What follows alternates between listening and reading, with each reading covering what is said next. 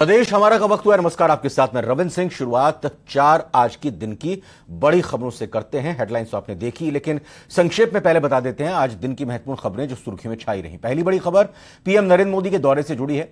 कल करीब 4.5 साल बाद प्रधानमंत्री नरेंद्र मोदी की सभा जयपुर में होने जा रही है। इसे खास बनाने के लिए बीजेपी कोई कोर कसर नहीं छोड़ रही है। फिर बात होगी बीजेपी के महामंथन की। पीएम मोदी के दौरे से पहले बीजेपी कोर कमेटी की बैठक बुलाई गई, तो फिर बताएंगे आपको कहां 3.25 करोड़ कार से कैश बरामद हुआ है। वहीं लेक सिटी से बॉलीवुड अभिनेत्री परिणीति चोपड़ा और आम आदमी पार्टी के सांसद राघव चड्ढा परिणय सूत्र में बंध गए। जयपुर में बीजेपी कोर कमेटी की बैठक अभी भी चल रही है। प्रदेश अध्यक्ष सीपी जोशी, प्रभारी अरुण सिंह इस बैठक में मौजूद हैं। नेता प्रतिपक्ष राजेंद्र राठौड़, उपनेता प्रतिपक्ष सतीश पूनिया इस मीटिंग में मौजूद हैं। केंद्रीय मंत्री गजेंद्र सिंह शेखावत, केंद्रीय मंत्री कैलाश चौधरी भी इस मीटिंग में हैं। पूर्व मुख्यमंत्री वसुंधरा राजे भी इस बैठक में मौजूद हैं। चुनाव सह प्रभारी नितिन पटेल भी इस बैठक में मौजूद हैं। कल होने वाली परिवर्तन संकल्प यात्रा को लेकर माना जा रहा है कि इसमें चर्चा हो रही है। महेश से और जानकारी लेंगे, हमारे संवाददाता नजर बनाए हुए हैं इस मीटिंग पर, उनसे बात करते हैं। महेश, काफी लंबी चल रही है मीटिंग। देखिए, बिल्कुल बैठक जो है वो करीब 7:45 बजे शुरू हो गई और लगातार जो बैठक है वो यहाँ पर भी जारी है। बीजेपी के प्रदेश मुख्यालय पर कोर कमेटी की इस बैठक में प्रदेश अध्यक्ष सीपी जोशी समय में मौजूद हैं और चर्चा लगातार कर रहे हैं। पूर्व मुख्यमंत्री वसुंधरा राजे भी आज यहाँ पर पहुंचे।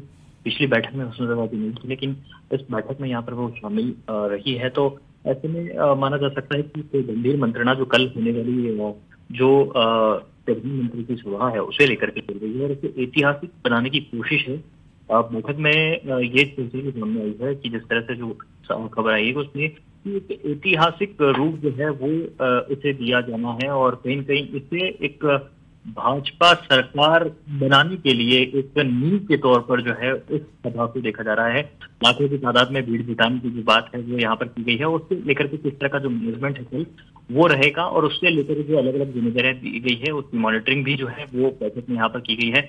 और साथ ही में तो तमाम और भी बड़ी बात यह भी है कि देखिए चारों जो परिवर्तन यात्राएं हैं उनका कल समापन हो जाएगा और इसके बाद में अब बीजेपी को आगे का रूप क्या होगा, आगे की क्या रणनीति होगी, कहीं ना कहीं इस बात पर जो चर्चा है वो इस कोर कमेटी की बैठक में होने जा रही है। क्योंकि अब जब ये चुनावी यात्राएं यहाँ पर परिवर्तन यात्राएं जो है वो पूरी हो जाती हैं तो इसके बाद में जनता के बीच में जाने के लिए जो कार्यक्रम होंगे वो किस तरह के कार्यक्रम होंगे, उनका किस तरह का रूप स्वरूप जो है वो यहाँ पर होगा, उसे लेकर के चर्चा जो है वो यहाँ की जा रही है। और संभवतः कल उस पर प्रधानमंत्री जो है वो मुहर लगा देंगे और उसके बाद में एक नए कार्यक्रम के साथ में, क्योंकि नई सहेगा राजस्थान आपने कुछ समय पहले देखा बीजेपी ने जो कार्यक्रम चलाया उसके बाद में यहाँ पर जो परिवर्तन यात्राएं हैं वो 4 अलग अलग कोणों से जो है वो निकाली गई है और उनका जब अब समापन हो रहा है तो बीजेपी अब जो है विधानसभा चुनाव के पहले अपने प्रचार को किस रूप में जो है जनता के पास में ले जाएगी उसे लेकर के भी जो चर्चा है वो यहाँ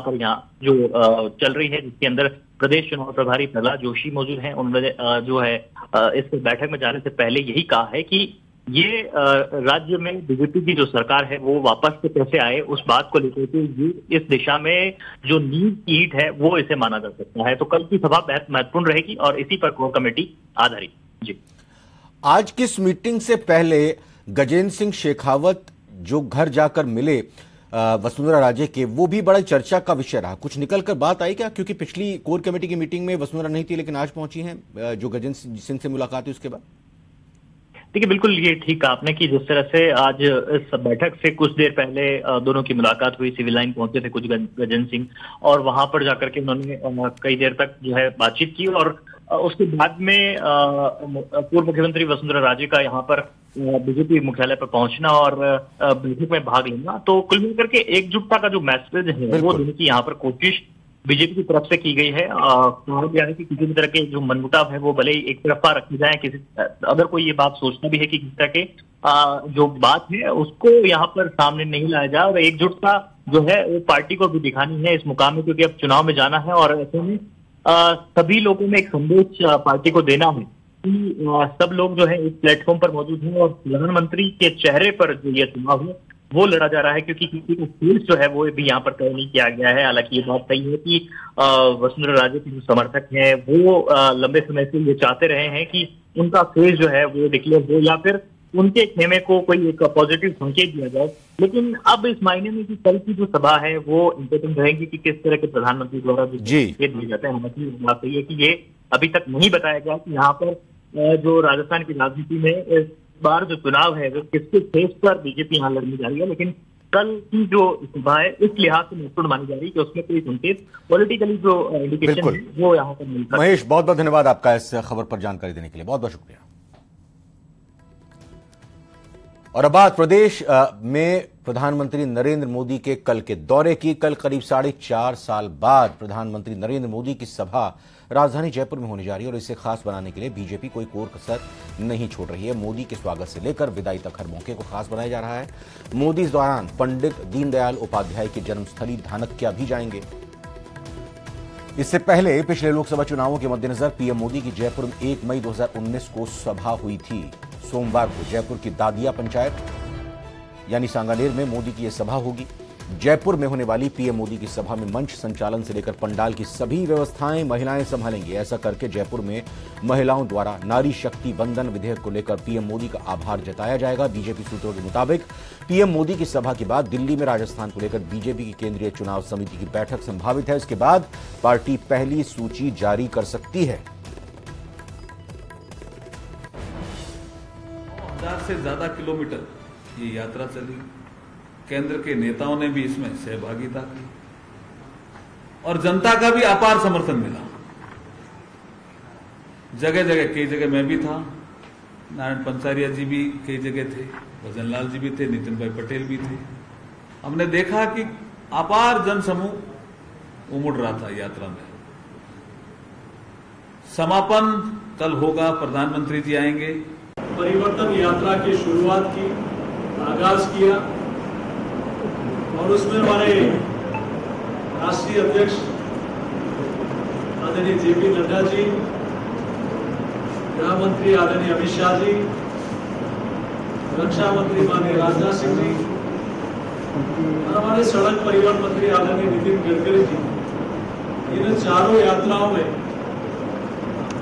उनके मार्गदर्शन में यात्रा की शुरुआत हुई। 25 तारीख को इन चारों यात्राओं का समारोह कार्यक्रम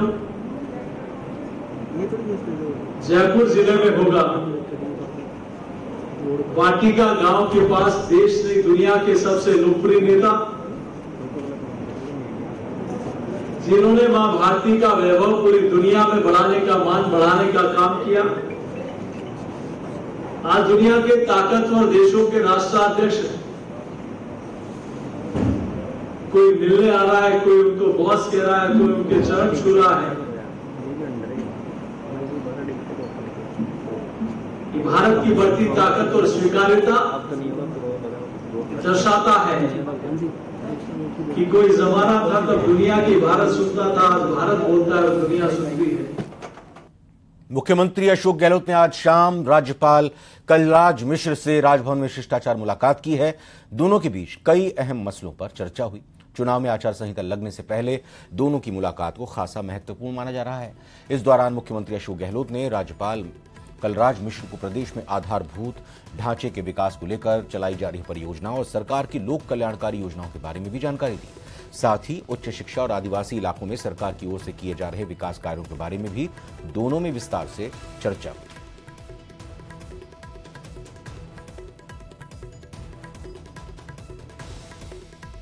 और अब बात राहुल गांधी के बड़े दावे की करते हैं। राहुल गांधी ने दावा किया है कि इसी साल होने वाले 5 राज्यों के चुनावों में कांग्रेस मध्य प्रदेश और छत्तीसगढ़ में विधानसभा चुनाव जीत रही है। तेलंगाना को जीता जा सकता है, कहीं कि तेलंगाना जीत सकते हैं। राजस्थान में मुकाबला करीबी हो सकता है, लेकिन उन्हें यकीन है जीत कांग्रेस की ही होगी। राहुल गांधी रविवार को दिल्ली में एक मीडिया हाउस इवेंट में मौजूद थे, वहीं उन्होंने ये बातें कही।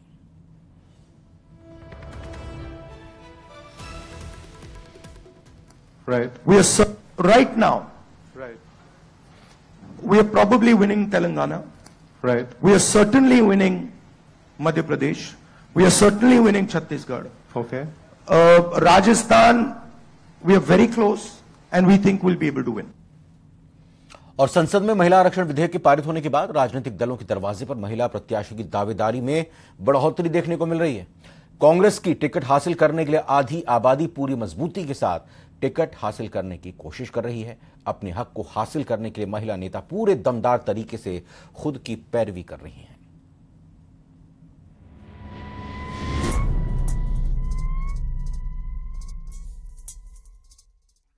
सुखजिंदर रंधावा के सामने बायोडेटा लेकर खड़ी पूजा वर्मा राजस्थान विश्वविद्यालय की पहली दलित छात्र संघ अध्यक्ष रह चुकी हैं। अध्यक्ष पद पर रहते हुए पूजा वर्मा ने विश्वविद्यालय की छात्र राजनीति को आगे बढ़ाने की दिशा में कई काम किए। अपनी मुखर आवाज के दम पर वो विश्वविद्यालय की राजनीति में अपनी पहचान बनाने में कामयाब रही। अब छात्र राजनीति से आगे पूजा सक्रिय राजनीति में कदम बढ़ाना चाहती हैं। उनकी निगाह चाकसू की रिजर्व सीट पर है। महिलाओं के अगर 33% आरक्षण बिल पास जो है वो अगर होता है तो बहुत अच्छी ये योजना है और महिलाओं के लिए बहुत अच्छी स्कीम है। पूजा की ही तरह देवली उनियारा से टिकट की दावेदारी कर रही मीनाक्षी गौतम जिला परिषद की सदस्य रह चुकी हैं।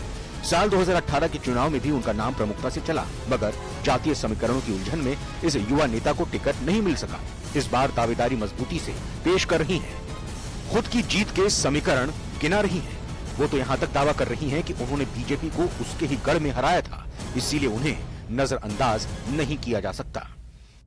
2 लाख वोटर्स हैं तो 2.5 लाख में से 50,000 अगर मीना है, 50,000 गुजर है, तो बाकी जो 1.5 लाख वोटर्स है तो वहाँ से हमारी गिनती शुरू हो जाती है। वहाँ से मैं जीतने की पूरी दावेदारी रखती हूँ। ऐसा नहीं है कि सिर्फ 50,000 लोग ही वोट करेंगे, पूरे 2.5 लाख लोग वोटिंग करते हैं, ठीक है। तो वहाँ पे जो 1.5 लाख वोटर्स बचे हैं उनमें पूरी रहता है कि वो चाहते हैं वैसे भी कि जनरल सीट पर पहली बात तो जनरल को ही टिकट दिया चाहिए, अदरवाइज जनरल कैंडिडेट जाएगा कहाँ, रिजर्व सीट पे तो जा नहीं सकता। और सेकंड पॉइंट जो मेरा बनता है लोकल होने का, क्योंकि मैं वहाँ से स्थानीय उम्मीदवार हूँ, महिला हूँ, युवा हूँ, पढ़ी लिखी हूँ, तो और जनता के बीच में रही हूँ। ऐसा नहीं है कि मैं डायरेक्ट जनता के बीच में आ गई हूँ, मैंने चुनाव लड़ी हुई हूँ मैं पहले।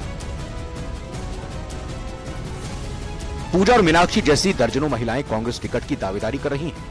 महिला आरक्षण का बिल पारित होने के बाद इस संख्या में खासा इजाफा हुआ है।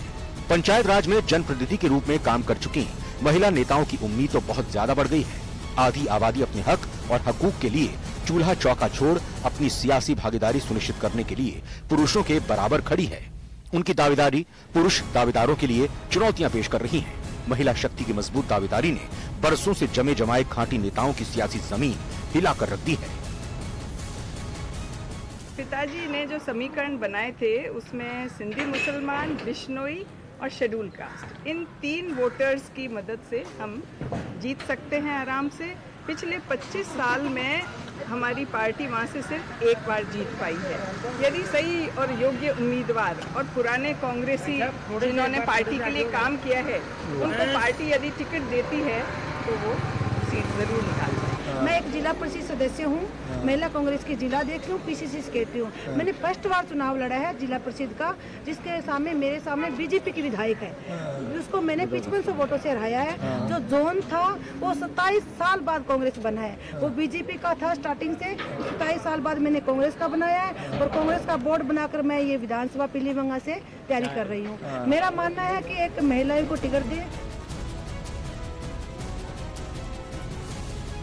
ये बढ़ा हुआ जोश और उत्साह महिला शक्ति को राजनीति में अपनी भागीदारी को और आगे बढ़ाने के लिए प्रेरित कर रहा है, पर लागू होने में देरी हुई तो इससे आधी आबादी का बढ़ा हुआ हौसला भी प्रभावित होगा। ऐसे में राजनीतिक दलों के लिए आधी आबादी की आवाज को अब अनसुना करना संभव नहीं है। इसीलिए बड़े नेता इसे सियासत के भविष्य की बेहतर तस्वीर करार दे रहे हैं, तो एनडीए पर महिला आरक्षण को लागू करने के लिए दिए जा रहे तर्क का विरोध भी कर रहे हैं। उसको सपोर्ट किए, पास हुआ। अब कब आएगा वो, कब इंप्लीमेंट होगा? 2030 में। 2029 का जनगणना भी देखेंगे, उसके बाद डिलिमिटेशन देखेंगे, उसके बाद ये बिल इंप्लीमेंट। तब तक 10 साल की बात वो कर रहे हैं। 10 साल में ना मोदी रहेंगे ना बाकी के लोग रहेंगे। अरे आज उसी लिए राहुल गांधी जी बोले, सोनिया जी बोले, मैं बोला कि पार्लियामेंट में उसको अब भी लागू करो। विधानसभा और लोकसभा की 33% सीटें महिलाओं को आज दी जा सकती हैं, मगर इन्होंने बहाना बनाया है। ये चाहते हैं कि महिला आरक्षण 10 साल में लागू हो। हम चाहते हैं कि महिला आरक्षण आज लागू हो।